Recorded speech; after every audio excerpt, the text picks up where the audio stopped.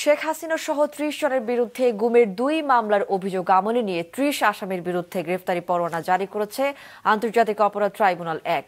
একই সাথে জুলাই অভ্যুত্থান চলাকালে রামপুরায় ২৮ জনকে হত্যার অভিযোগে বিজিবি কর্মকর্তা রেদোয়ানুল সহ ৪ জনের বিরুদ্ধে দেওয়া অভিযোগ আমলে নিয়েও গ্রেফতারি পরোয়ানা জারি করেছে ট্রাইব্যুনাল।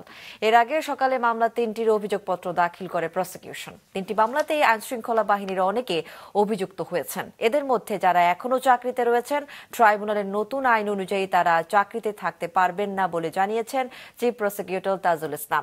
তিনি আরো জানান, ট্রাইব্যুনালের অবস্থান অপরাধীদের বিরুদ্ধে কোনো বাহিনীর বিরুদ্ধে নয়। এছাড়াও আজ ট্রাইব্যুনালে জুলাই গণ অভ্যুত্থানের সময় মানবতা বিরোধী অপরাধের মামলায় সাক্ষ্য দেওয়া মূল তদন্ত কর্মকর্তা মোহাম্মদ আলমগীরকে তৃতীয় দিনের মতো জেরা করবেন রাষ্ট্রনিযুক্ত আইনজীবী আমির হোসেন। জেআইসি নামক যে সেন্টারটি আছে, সেই সেন্টারটিকে অপব্যবহার করে সেখানে রাজনৈতিক বা অরাজনৈতিক বন্দীদেরকে গোপন কারাগারে আটক রেখেছিল। তার ব্যাপারে একটা আলাদা তদন্ত রিপোর্ট এবং ফরমাল চার্জ আমরা দাখিল করেছি।